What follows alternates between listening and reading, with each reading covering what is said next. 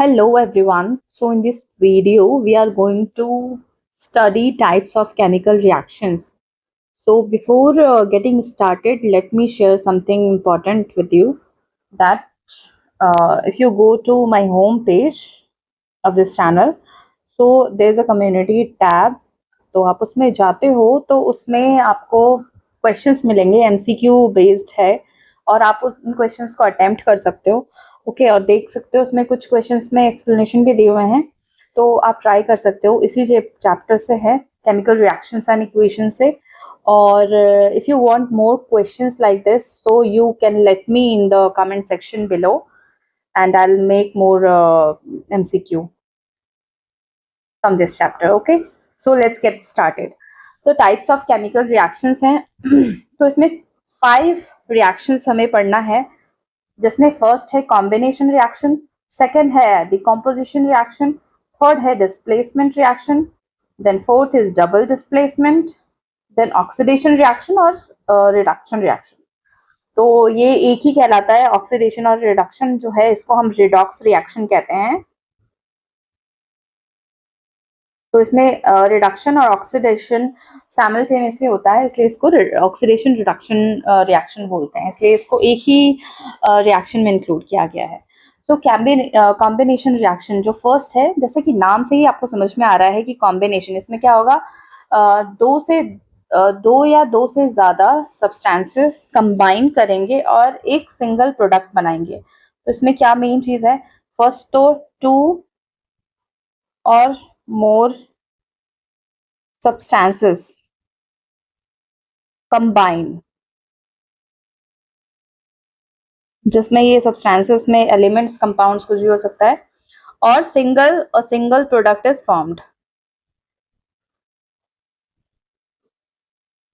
forms। ठीक है, तो ये है। तो इसमें इसको समझने के लिए, कॉम्बिनेशन रिएक्शन को समझने के लिए, इसमें सबसे पहले एक्टिविटी 1.4 दिया गया है, जिसमें हम क्या करेंगे, कैल्शियम ऑक्साइड जिसका फॉर्मूला है CaO, जिसको हम क्विकलाइम भी कहते हैं, तो हम साथ ही साथ फॉर्मूला भी कंपाउंड्स के करते जाएंगे ताकि हम यूज टू हो जाए इन फॉर्मूलाज के और हमें अलग से याद करने की ज़रूरत नहीं पड़े। ओके, तो एक बीकर में हम कैल्शियम ऑक्साइड, जिसको हम क्विकलाइम भी कहते हैं, एक बीकर में लेंगे और इसमें वाटर ऐड करेंगे, और फिर हमने इसमें कोई भी फ्लेम यूज नहीं किया है, no flame is used here. लेकिन जैसे ही हम इस बीकर को टच करेंगे तो हमें क्या होगा, हीट फील होगा, थोड़ा हॉटनेस फील होगी, थोड़ा ये बीकर गर्म हो जाएगा, जबकि हमने इसमें कोई भी फ्लेम, कोई भी आग हमने यूज नहीं किया है। तो ये क्यों होता है, क्योंकि इसमें रिएक्शन ही ऐसा है, इस फॉर्म का है, जिसमें हीट प्रोड्यूस होता है। ओके, तो इस ऐसे रिएक्शन में जिसमें हीट प्रोड्यूस हो, उसको बोलते हैं एक्सोथर्मिक रिएक्शन।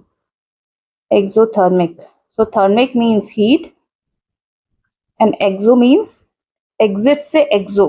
ठीक है, मतलब हीट रिलीज होता है इस रिएक्शन में, इसलिए इसको एक्सोथर्मिक रिएक्शन बोलते हैं।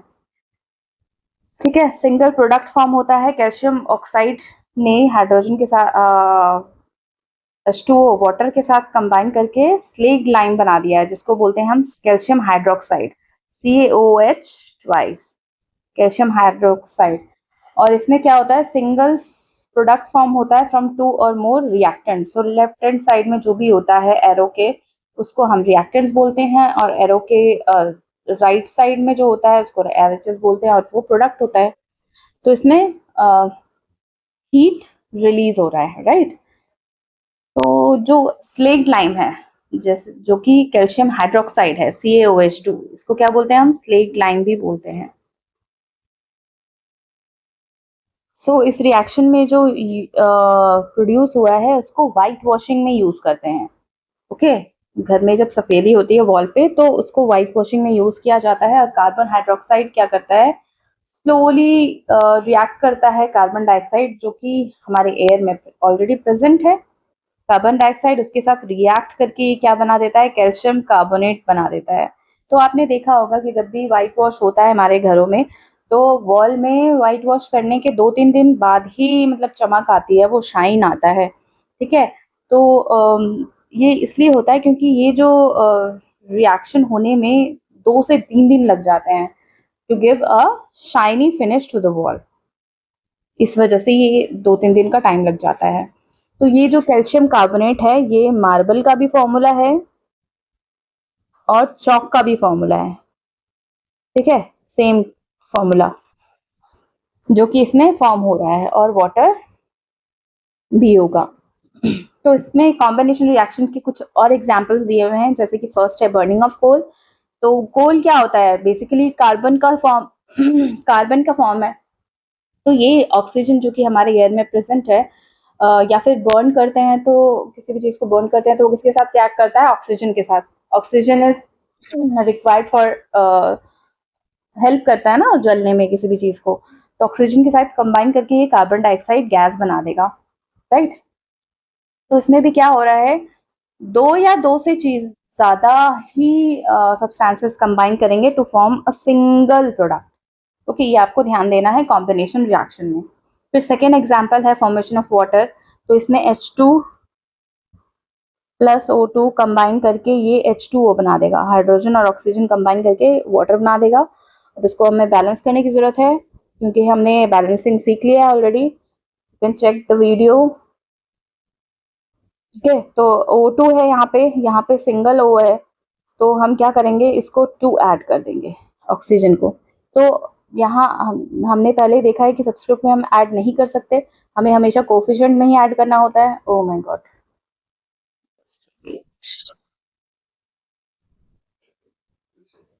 तो हम यहाँ पे करेंगे तो हाइड्रोजन का बैलेंस भी बिगड़ जाएगा, जिसकी वजह से हमें हाइड्रोजन को भी बैलेंस करने की जरूरत पड़ जाएगी। तो 2 इंटू 2 इज 4। तो यहाँ पे भी हम अगर 2 यहाँ लगा दें तो 2 इंटू 2 यहाँ भी 4 हो जाएगा। तो ऑक्सीजन के साथ हाइड्रोजन भी अब बैलेंस्ड है। ठीक है, यही डेफिनेशन दी हुई है जो मैं आपको ऑलरेडी बता चुकी हूँ। इन एक्टिविटी 1.4 हमने देखा है कि large amount of heat evolve हो रहा है, और जिसकी वजह से ये रिएक्शन मिक्सचर जो हमने टच करके देखा था बीकर को, तो हमें गर्म महसूस हुआ था। तो वो क्या है, ऐसे रिएक्शन में जिसमें हीट प्रोड्यूस होता है with the formation of products को एक्सोथर्मिक केमिकल रिएक्शन बोलते हैं, राइट। फिर और भी कुछ आपके एक्सोथर्मिक रिएक्शंस दिए गए हैं, जैसे कि बर्निंग ऑफ नेचुरल गैस। तो नेचुरल गैस मेनली क्या होता है, मीथेन, राइट। तो methane will combine with oxygen. Okay, जहाँ पे भी बर्निंग होगा वहाँ ऑक्सीजन जरूर होगा, राइट। तो methane will combine with oxygen and it will give rise to carbon dioxide और वाटर। और ये गैस की फॉर्म में है, मतलब वाटर किसके फॉर्म में निकलेगा, वेपर्स के फॉर्म में निकलेगा, वेपर के फॉर्म में, ठीक है। वी नीड एनर्जी, सो ठीक है। एंड सेकंड जो है ये क्या है, हम एक्सोथर्मिक रिएक्शन पढ़ रहे हैं। तो इसके दो एग्जांपल है, बर्निंग ऑफ नेचुरल गैस और रेस्पिरेशन है। तो रेस्पिरेशन क्या होता है, हमें अलाइव रहने के लिए हमें क्या होती है ज़रूरत, एनर्जी की ज़रूरत होती है, राइट। तो हम क्या खाते हैं, हम जो मेनली खाते हैं राइस, पोटैटो, वो क्या होता है, कार्बोहाइड्रेट का फॉर्म होता है। तो दिस इज कार्बोहाइड्रेट्स, जो कि क्या है, कॉम्प्लेक्स स्ट्रक्चर है। तो डाइजेशन के बाद ये क्या हो जाएगा, सिंपल फॉर्म में कन्वर्ट हो जाएगा, राइट। This is complex. इसको डाइजेशन के बाद ये ब्रेक डाउन हो जाएगा इसका, और ये किसमें कन्वर्ट हो जाएगा, ग्लूकोज, जो कि क्या है, सिंपल फॉर्म है। फिर ग्लूकोज किसके साथ रिएक्ट करेगा, ऑक्सीजन। जैसे कि आपको पता है कि ऑक्सीजन हमारे सेल्स में प्रेजेंट होता है, तो ऑक्सीजन के साथ कंबाइन करके ये क्या करेगा, एनर्जी रिलीज करेगा, और इसी एनर्जी की वजह से हम अलाइव रह पाते हैं, राइट। तो ये रिएक्शन के फॉर्म में कैसे लिख सकते हैं हम, glucose will combine with oxygen that is present in the cells. ठीक है, ये एक्वस के फॉर्म में होगा, क्योंकि ये वाटर में प्रेजेंट होता है, ठीक है। फिर ये कार्बन डाइऑक्साइड बनाएगा, वाटर बनाएगा, और ये एनर्जी रिलीज करेगा, ये रिएक्शन। तो इस रिएक्शन को हम क्या बोलते हैं, इसको हम बोलते हैं the special name of this reaction is respiration. इसको रेस्पिरेशन बोलते हैं। फिर है सेकंड, थर्ड जो है वो हमारा डिकम्पोजिशन, जो वेजिटेबल मैटर का जो डिके होता है, जो सड़गल जाते हैं और कंपोस्ट बना देते हैं, तो ये भी क्या है, ये भी एक्सोथर्मिक रिएक्शन है।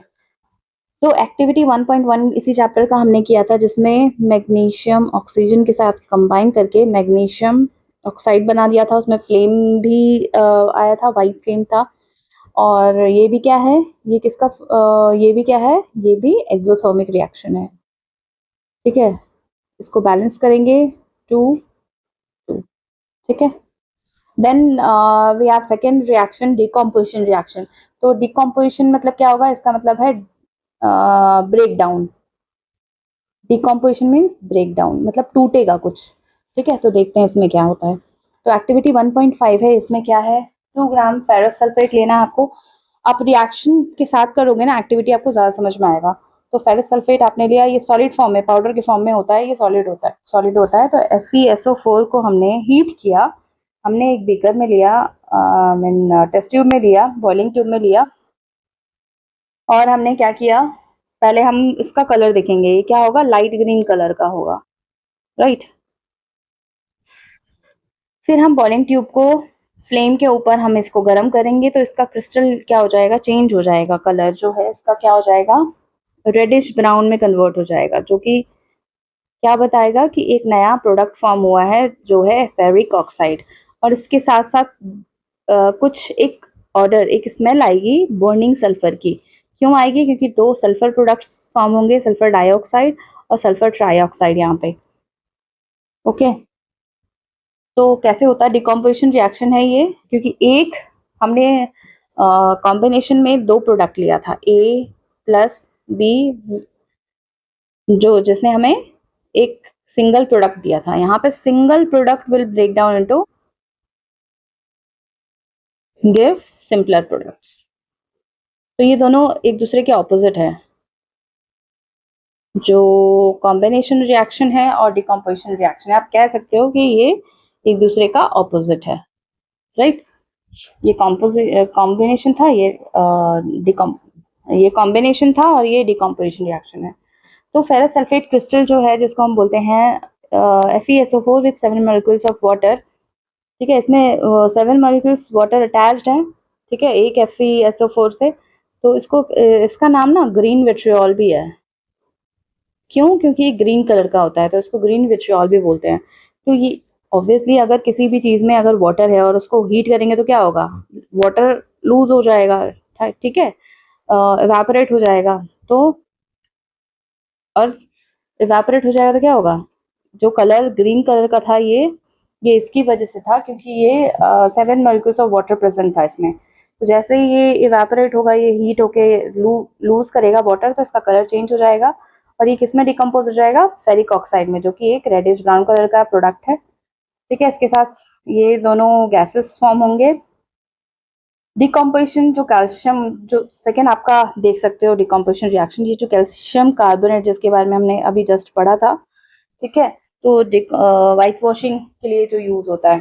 ठीक है, कैल्शियम ऑक्साइड का फिर कार्बन डाइऑक्साइड के साथ, स्लेग लाइन का फिर कार्बन डाइऑक्साइड के साथ कंबाइन करने से जो प्रोडक्ट फॉर्म हुआ था कैल्शियम कार्बोनेट, उसको हम हीट करेंगे तो ये क्या करेगा, फिर से ये कैल्शियम क्विकलाइम और कार्बन डाइऑक्साइड में कन्वर्ट हो जाएगा। ठीक है, इस कैल्शियम ऑक्साइड को हम क्विकलाइम या लाइम भी बोलते हैं। ठीक है, और इसमें क्या होता है, ऐसे डिकम्पोजिशन रिएक्शन में जिसमें कि हीटिंग होती है, तो उसको हम थर्मल डिकम्पोजिशन बोलते हैं। थर्मल मीन्स हीट, क्योंकि ये हीट के प्रेजेंस में हो रहा है रिएक्शन, डिकम्पोजिशन रिएक्शन, तो इसको थर्मल डिकम्पोजिशन बोलेंगे। फिर और एग्जांपल्स दिए हुए हैं थर्मल डिकम्पोजिशन का, जिसमें क्या है, लेड नाइट्रेट लेना है आपको बॉइलिंग ट्यूब में। लेड नाइट्रेट, ये देखो रिएक्शन, लेड नाइट्रेट लिया हमने, इसको हमने हीट किया, heat the boiling tube with a pair of tongs and heat it over a flame. ठीक है, टोंग से पकड़ेंगे, माउथ से के दूसरे साइड हम करेंगे, और किसी के फेस पे नहीं पड़ना चाहिए, सब ध्यान रखना है। और इसमें क्या हम ऑब्जर्व करेंगे कि एक फ्यूम फॉर्म हो रहा है, जो कि क्या है, नाइट्रोजन डाइऑक्साइड का है। ये क्या है, ब्राउन फ्यूम फॉर्म होगा, जो कि किसका है, नाइट्रोजन डाइऑक्साइड का है।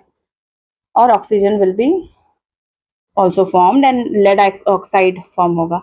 तो एक सिंगल प्रोडक्ट कितनी चीज़ों में टूट रहा है, 1 2 3, ठीक है, 3 प्रोडक्ट्स फॉर्म हो रहे हैं।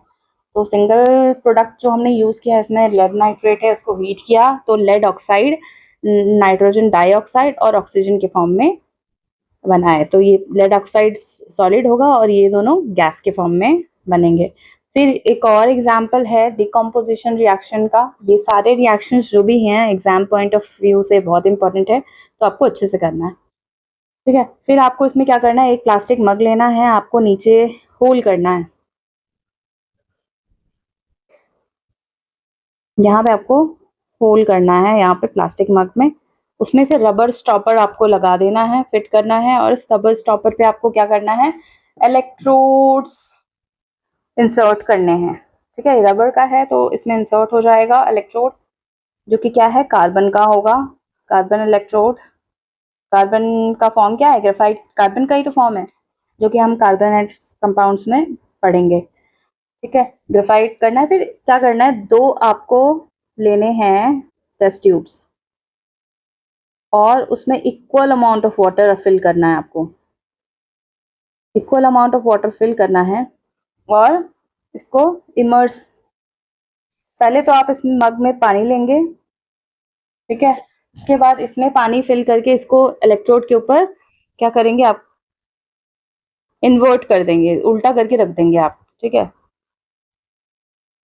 और इसमें क्या करना है, few drops of dilute sulphuric acid भी ऐड करना है। ये जो वाटर आपने मग में लिया है ना, वाटर के साथ साथ आपको water plus dilute sulphuric acid का फॉर्मूला है H2SO4, ये ऐड कर देना है, ठीक है। फिर 2 टेस्ट ट्यूब लेना है, वाटर से कन्वर्ट कर देना है 2 कार्बन इलेक्ट्रोड्स पे। तो आप देख रहे हो कि यहाँ पे क्या है, यहाँ पे बहुत ज्यादा स्पेस दिख रहा है, आपको दिख रहा है, और यहाँ पे बहुत कम स्पेस दिख रहा है। तो ये जैसे ही हम कन्वर्ट करेंगे आपको दिखेगा कि कुछ बबल्स फॉर्म हो रहे हैं। तो बबल्स को जगह चाहिए, ठीक है। बबल्स एक नया प्रोडक्ट है, तो उसको जगह चाहिए, तो उसके लिए क्या करेगा, वो कैसे जगह लेगा, वो वाटर को डिस्प्लेस कर देगा और उसकी जगह ले लेगा। तो आप देख सकते हो कि यहाँ पे बहुत ज़्यादा अमाउंट में खाली दिख रहा है आपको, क्यों, क्योंकि बबल्स ने इसको ज़्यादा वाटर इसको डिस्प्लेस किया है, ठीक है। और यहाँ पे बहुत कम डिस्प्लेस किया है, डिस्प्लेसमेंट है वाटर का। इसका मतलब क्या है, यहाँ पे मोर अमाउंट, मोर बबल्स है यहाँ पे, और यहाँ पे लेस है, ठीक है। यहाँ मोर है और ये हाइड्रोजन फॉर्म कर रहा है। कैसे हम पता करेंगे कि हाइड्रोजन है, ओके। तो वाटर कैसे फॉर्म होता है, कॉम्बिनेशन रिएक्शन में हमने देखा था H2 plus O2 gives H2O, ठीक है। तो यहाँ पे क्या है, दो H2 है और एक ऑक्सीजन है, मतलब ऑक्सीजन का जो अमाउंट है वो कम है, इस वजह से क्या है, ये हाइड्रोजन की जो बबल्स हैं वो ज्यादा फॉर्म हो रहे हैं यहाँ पे। तो ये आपका एनसीईआरटी में क्वेश्चन भी है, these bubble displace water in the test tube, ठीक है। दोनों में सेम नहीं होंगे बबल्स का, जो गैस कलेक्ट हुआ है दोनों में, दिस रिंगिंग। अब हम हाइड्रोजन गैस को कैसे चेक करेंगे कि हाइड्रोजन गैस है, जैसे ही आप बर्निंग कैंडल इसके पास लाओगे तो ये क्या करेगा, पॉप साउंड से ये बर्न करता है। तो ये इसका प्रेजेंट शो करेगा, जैसे ही जिस टेस्ट ट्यूब में पॉप साउंड आएगा इसका मतलब है वो हाइड्रोजन है। और ऑक्सीजन क्या करता है, ऑक्सीजन जलने में हेल्प करता है किसी भी चीज को, तो अगर ब्राइट फ्लेम देगा तो उसका मतलब वो ऑक्सीजन है, राइट। तो ऐसे आप चेक कर सकते हो। फिर है 1.8 एक्टिविटी है, इसमें क्या है, सिल्वर क्लोराइड लिया है AgCl आपने एक चाइना डिश में, ये देख सकते हो इस फिगर में, सिल्वर क्लोराइड लिया है चाइना डिश में। अब इसको क्या करना है, इसका कलर क्या है, इसका कलर है वाइट, सिल्वर क्लोराइड का कलर है वाइट, ठीक है। अब इसको जैसे ही सनलाइट में रखोगे तो ये कैसा हो जाएगा, ये ग्रे कलर में चेंज हो जाएगा, ये वाइट से ग्रे हो जाएगा, अच्छा, ये जो हाइड्रोजन वाला है ये क्या हो रहा है, इलेक्ट्रिसिटी के प्रेजेंस में ये ब्रेक डाउन हो रहा है, क्योंकि हमने इलेक्ट्रिसिटी भी, यहाँ बैटरी भी मैं बताना भूल गई कि बैटरी से भी कनेक्ट करेंगे, ठीक है। यहाँ एनोड से कनेक्ट किया है, ये कैथोड है। ये कैथोड जो है वो नेगेटिव टर्मिनल होता है और एनोड पॉजिटिव टर्मिनल होता है, ठीक है। तो यहाँ इलेक्ट्रिसिटी के प्रेजेंस में डिकम्पोजिशन हो रहा है, तो इसको क्या बोलेंगे, electrolysis. Electrolysis, lysis means break down, break down. और जो यहाँ पे है ये क्या हो रहा है, ये सिल्वर क्लोराइड सिल्वर मेटल में और क्लोराइड क्लोरीन गैस में कन्वर्ट हो रहा है। तो ये क्या है, ये सनलाइट के प्रेजेंस में इसके लिए इसको फोटोलिसिस बोलेंगे, ठीक है। ये भी डिकम्पोजिशन रिएक्शन का ही एग्जाम्पल है। तो ये जो फिर सिल्वर ब्रोमाइड को भी सनलाइट में रखेंगे तो ऐसे ही कुछ फॉर्म होगा, रिएक्शन होगा। तो ये जो दोनों रिएक्शन है, जो सिल्वर क्लोराइड और सिल्वर ब्रोमाइड हमने यूज किया, वो ब्लैक एंड व्हाइट फोटोग्राफी में यूज होती है। और ठीक है, और ये क्या होता है, जो डिकम्पोजिशन एनर्जी के लिए हमें क्या करना पड़ रहा है, हीट प्रोवाइड करना पड़ रहा है किसी ना किसी फॉर्म में। तो जिस रिएक्शन में हीट को प्रोवाइड करना पड़ता है, मतलब हीट एब्जॉर्ब होता है, उसको क्या बोलते हैं, एंडोथर्मिक। एंडोथर्मिक रिएक्शन, ठीक है। और एक्सोथर्मिक में क्या था, हीट रिलीज हो रहा था, हीट रिलीज हो रहा था किसमें, एक्सोथर्मिक में। बिल्कुल ये कंफ्यूज होने वाली बात ही नहीं है, बिल्कुल ये एकदम क्लियर है कि जहां पे हीट रिलीज होगा एक्सोथर्मिक, हीट एब्जॉर्ब होगा एंडोथर्मिक, राइट। एंडोथर्मिक रिएक्शन बोलते हैं इसको, ठीक है। फिर एक और आपका एक रिएक्शन है, एक्टिविटी टाइप का ही है। तो बेरियम हाइड्रोक्साइड आपको लेना है, BaOH2, जो कि एक्वस फॉर्म में होगा। इसको हम ऐड कराएंगे अमोनियम क्लोराइड से, NH4Cl, जो कि अगेन एक्वस सॉल्यूशन होगा। फिर इसको हीट करेंगे, इसको मिक्स किया पहले हमने ग्लास रॉड से, ठीक है। उसके बाद हम इसका बॉटम टच करेंगे, इसमें भी क्या होगा, इसमें क्या होगा, ये रिएक्शन जो है एंडोथर्मिक होगा। एंडोथर्मिक क्यों होगा, क्योंकि इसमें जब हम बीकर टच करेंगे वो उसमें थोड़ा कूलनेस फील होगा, राइट। तो इसमें क्या प्रोडक्ट बनेगा, barium chloride plus ammonia plus water, ठीक है। ये प्रोडक्ट्स फॉर्म होंगे। ओके, अमोनिया का एक पंजेंट स्मेल होता है, अगर एक पंजेंट स्मेल आएगा का मतलब है अमोनिया फॉर्म हुआ है, ठीक है। फिर थर्ड हमारा है डिस्प्लेसमेंट रिएक्शन। डिस्प्लेसमेंट रिएक्शन में हम क्या करेंगे, 3 नेल्स लेना है हमें, 3 नेल्स लेना है, उसको क्लीन कर देना है सैंड पेपर से, ताकि जो भी लेयर होगी, ऑक्साइड लेयर होगी, वो रिमूव हो जाए, राइट।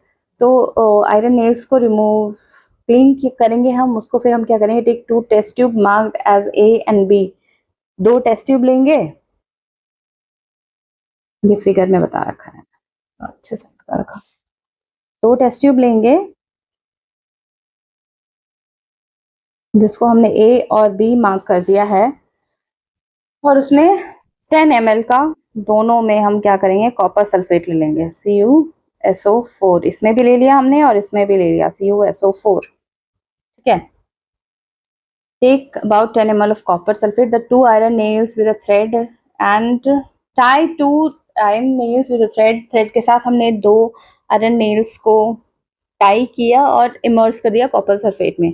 इन टेस्ट ट्यूब बी, हमने सिर्फ टेस्ट ट्यूब बी में ही उसको टाई करके डाला है, ठीक है। और इसको 20 मिनट तक छोड़ देंगे।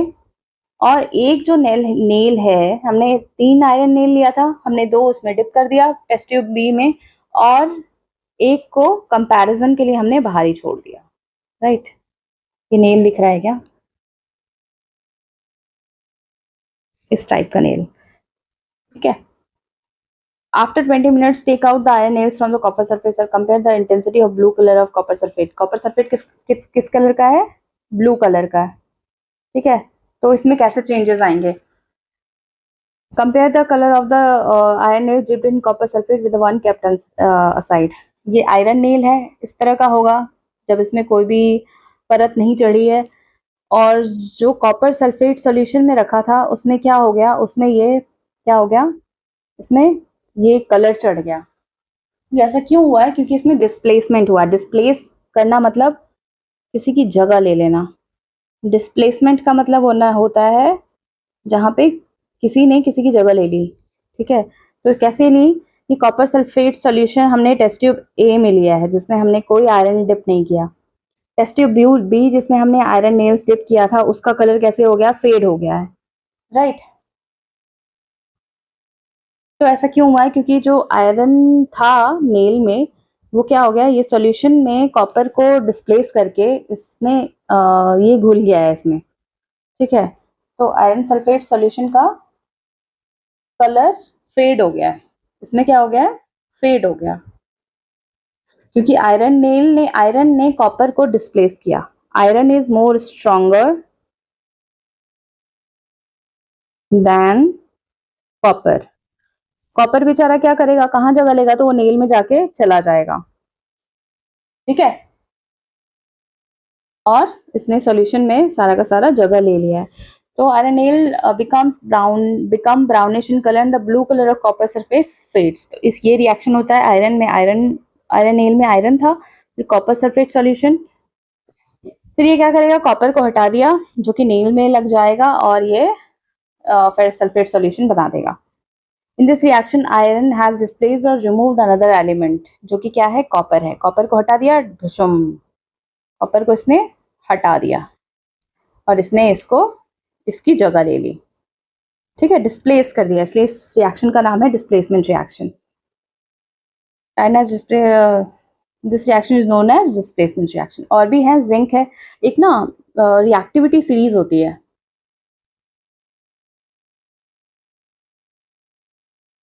जिसमें क्या होता है, पोटेशियम सबसे ज्यादा रिएक्टिव होता है, फिर सोडियम, फिर calcium, then magnesium, then aluminium, then zinc, then iron, then lead, palladium होता है इसका, लेड का है ये फॉर्मूला पीबी, ठीक है। देन हाइड्रोजन, ठीक है। ऐसे ही होता है, कॉपर, फिर silver, copper, then mercury, then silver, then gold. तो ये लीस्ट रिएक्टिव होता है, ये हाईली रिएक्टिव होता है पोटेशियम, कैलियम, ठीक है। More reactive elements than copper, इसलिए वो उसको, जो ताकतवर होता है वो क्या करेगा, वो बेचारे को वीक, वो क्या करेगा, उसकी जगह से हटा देगा, उसकी जगह ले लेगा, राइट। तो they displace copper from its compound. फिर डबल डिस्प्लेसमेंट है। डिस्प्लेसमेंट में एक ही जने ने हटाया है, मतलब जिंक ने हटाया है या लेड ने हटाया है कॉपर को। बट डबल डिस्प्लेसमेंट में क्या होगा, इसमें एक्सचेंज ऑफ आयंस होंगे, exchange of ions in the reactants, ठीक है। कैसे होगा? इसमें 3 ml लिया आपने सोडियम सल्फेट का, Na2SO4, इसको फिर 3 ml लेना है दूसरे टेस्ट ट्यूब में आपको बैरियम क्लोराइड BaCl2, ठीक है।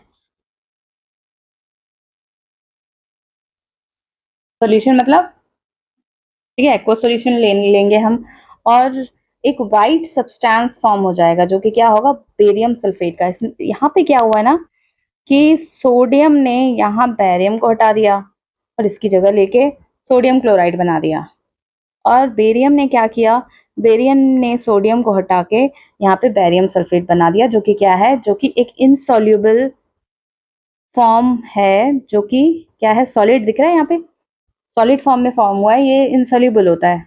ये जो इनसॉल्युबल सब्सटेंस फॉर्म होता है इसको बोलते हैं हम प्रेसिपिटेट, प्रेसिपिटेट। तो जिस भी रिएक्शन में प्रेसिपिटेट फॉर्म होगा उसको हम बोलते हैं प्रेसिपिटेशन रिएक्शन। तो ये रिएक्शन क्या है, प्रेसिपिटेशन रिएक्शन है, ठीक है। और ये क्यों होता है? क्योंकि white precipitate of barium sulphate किससे फॉर्म हुआ है? सल्फेट आयन और बेरियम आयन से इनका एक्सचेंज हुआ है, राइट? तो डबल डिस्प्लेसमेंट क्या होगा? एक्सचेंज ऑफ आयंस होगा, आयंस ऑफ, ठीक है। The other product is sodium chloride, there is exchange of ions between the reactants, ठीक है। फिर है ऑक्सीडेशन रिडक्शन है, ये है so lead nitrate and potassium iodide का एक्टिविटी 1.2 में हमने किया था, ठीक है। लेड नाइट्रेट मैं फॉर्मूला लिख देती हूँ,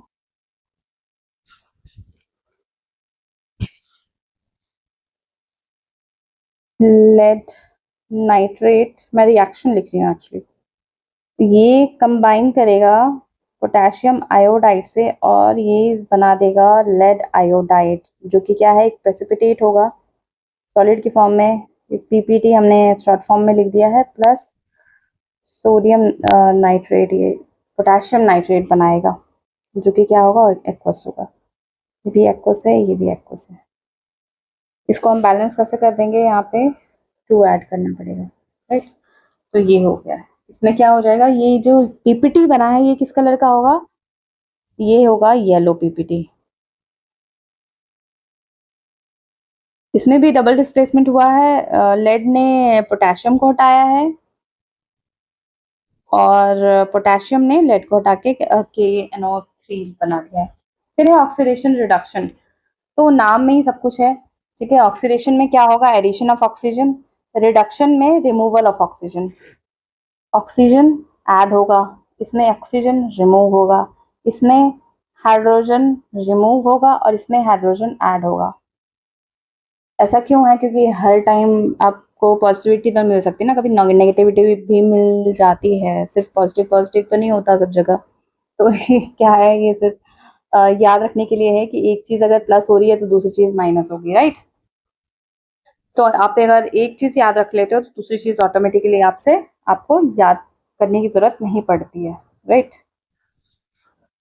फिर टाइम, ये अभी बहुत इंपॉर्टेंट है। इसमें क्या हुआ है? कॉपर लिया है और इसको गर्म किया है, तो गर्म करने पे क्या हो जाता है? एक ब्राउन कलर का एक ब्लैक कलर का सब्सटेंस फॉर्म हो जाता है। क्योंकि क्यों होता है? क्योंकि कार्बन पे ही ऑक्सीजन की लेयर चढ़ गई है, ठीक है। और ये क्या हो गया? ऑक्सीडेशन हो गया। कॉपर बर्न कर रहे हैं, मतलब ऑक्सीजन के साथ कंबाइन करेंगे तो हीट प्रोवाइड करने पे क्या हो जाएगा? कॉपर ऑक्साइड हो जाएगा। मतलब कॉपर क्या कर रहा है? ऑक्सीडेशन शो कर रहा है, एडिशन ऑफ ऑक्सीजन हो रहा है, तो यहाँ पे क्या हो रहा है? कॉपर यहाँ पे ऑक्सीडेशन शो कर रहा है, okay.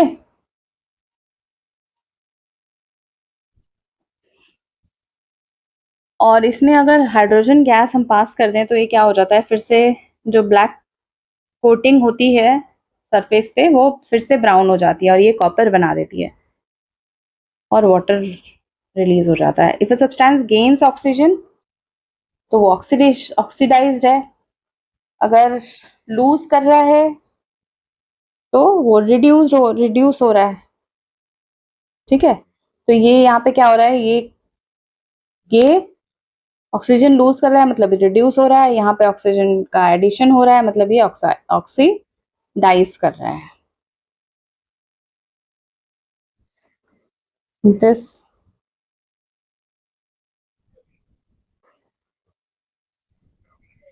this is reduction and this is oxidation.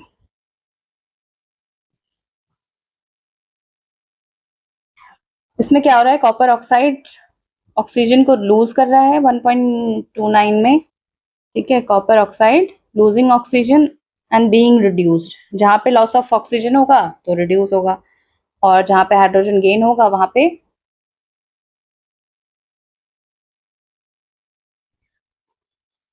Hydrogen, जहाँ पे गेन कर रहा है ऑक्सीजन, यहाँ ऑक्सीडेशन हो रहा है, ऑक्सीडाइज हो रहा है, ठीक है। कॉपर जहाँ पे ऑक्सीजन लूज कर रहा है तो रिडक्शन हो रहा है। इसको ऑक्सीडेशन रिडक्शन साइमल्टेनियसली होता है, इसलिए इसको रिडॉक्स रिएक्शन कहते हैं, ठीक है। ये रिएक्शन है, ये यहाँ पे रिडक्शन हो रहा है क्योंकि लॉस ऑफ ऑक्सीजन हो रहा है, यहाँ पे एडिशन ऑफ ऑक्सीजन हो रहा है मतलब ऑक्सीडेशन हो रहा है, ठीक है। और भी कुछ एग्जांपल्स दिए हुए हैं। ZnO plus carbon will give, यहाँ पे क्या हो रहा है, loss of oxygen, reduction, gain of oxygen, oxidation, loss of oxygen, reduction, gain of oxygen, oxidation। ठीक है, यहाँ लॉस ऑफ हाइड्रोजन हो रहा है, मतलब क्या हो रहा है, loss of hydrogen means oxidation. ठीक है, जहाँ पे कार्बन ऑक्सीडाइज्ड हो रहा है रिएक्शन 1.31 में, ये carbon is oxidised to carbon carbon monoxide and zinc oxide is reduced to Zn, क्योंकि ऑक्सीजन लूज हो रहा है, राइट। यहाँ रिडक्शन है, यहाँ ऑक्सीडेशन है, यहाँ रिडक्शन है, यहाँ यहाँ क्या है, रिमूवल ऑफ ऑक्सीडेशन। ठीक है, loses gains oxygen और loses hydrogen during a reaction is oxidized। जहाँ पे ऑक्सीजन लूज और हाइड्रोजन गेन तो रिडक्शन। ठीक है, और मैग्नीशियम वाला जो डाइजलिंग फ्लेम के साथ हुआ था, वो वाला सेम एक्सपेरिमेंट में क्या हो रहा है, इसमें यहाँ पे क्या हो रहा है, मैग्नीशियम बीइंग ऑक्सीडाइज्ड और रिड्यूस्ड। आप मुझे कमेंट सेक्शन में बताओ। So that's all in this video. So आगे का हम बहुत थोड़ा सा बच गया है, वो नेक्स्ट वीडियो में कवर करेंगे। Thank you so much.